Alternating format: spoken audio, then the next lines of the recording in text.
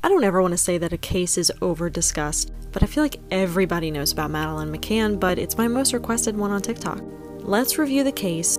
Please discuss some theories because I need to come up with a solid one myself, and maybe provide you some details that you didn't know about or maybe forgot about. We're actually coming up on the 14-year anniversary of Madeleine's disappearance. 3-year-old Madeleine here was on vacation with her family and some family friends in Praia de Luz in Portugal. They arrived May 3rd, 2007 and were staying for about 7 days. The Mccanns were placed in an apartment that was on the ground floor. It was a 2-bedroom in the Waterside Village. Apartment 5A, so if you hear me just say 5A in this series, it's their apartment number. Some important things to note about the bedroom that Madeleine was in. It contained one waist-high window that overlooked a narrow walkway and the car park. It had curtains and a weird metal shutter that you open and close from the inside, and it would lock as well. And Madeleine's bed was the furthest away from the window. On May 3rd, 2007, over breakfast, Madeleine asked her parents a very weird question. She said, "Why didn't you come in when we were crying last night?" Talking about her and her siblings. Her parents didn't know what she was talking about, and neither did the family friends. It was very weird. They continued the day like normal, and at around 7 p.m. they put them to bed, and then the parents ran across the street to get some dinner. Here's like the best photo I could find. It was pretty close to their apartment. All of the adults on the vacation came up with a plan to do a rotation to check on the children around every half an hour. They called the Mccanns and the family friends, all of the adults on the trip, the Tapas 7 because they were at the Tapas bar. Also because they reserved the same table for every night that they were going to be eating there so they could see at least the roof of the apartment that they were staying in. This is important because at the pool, at the Oceans Club there was a guest book where it noted that the Mccanns and the family friends are going to be there every single night at the same table. The first rotation of the night started. Madeleine Mccann's father, Gary, went to check on him at 9 p.m. and throughout the whole case, there are some very weird, minor, but important details. Like on their checks, who left the door slightly ajar? Did you shut the door? Did you shut the window? What was the case? According to Gary, on this first rotation, he did leave the bedroom door to his children slightly ajar. A half hour had passed. Madeleine's mother, Kate, said it was her turn to go, but one of the family friends on the trip, Matthew Oldfield, said he would do it because he wanted to go check on his children as well. He noticed that Madeleine's bedroom door was now wide open,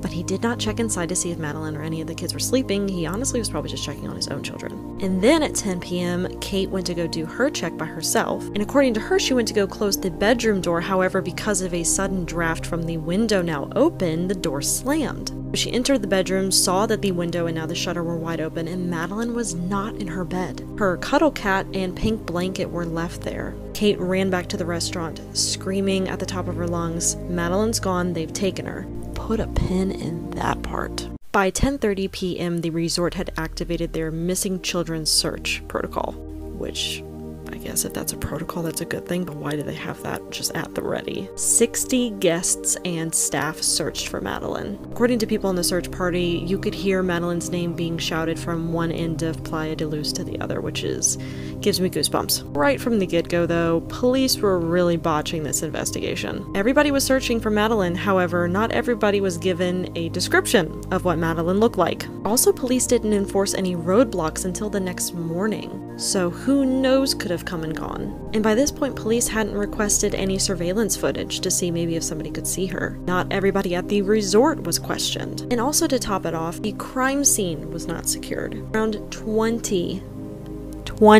people had entered 5A before it was closed off. Also, the investigator dusting off surfaces for fingerprints wasn't wearing gloves.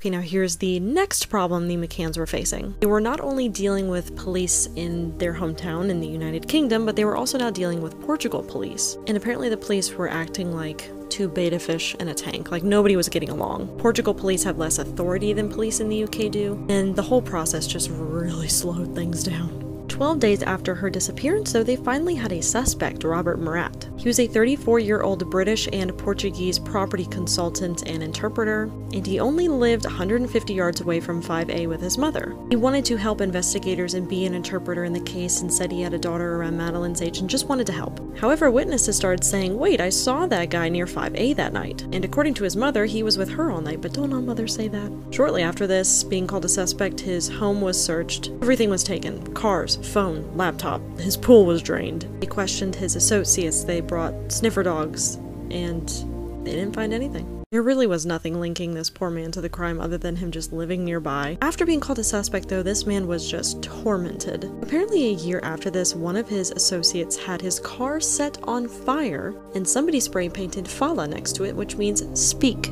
Him being considered a suspect was lifted in July 2008. Rumors continued to spread on people that they saw lingering around 5A that night. Even one of the family friends claimed that they saw somebody carrying a small child resembling what Madeleine was wearing to bed, but the composite sketch is basically pointless. Let me show you. This is what the family friend Jane Tanner claimed to see, but that's not even the worst one.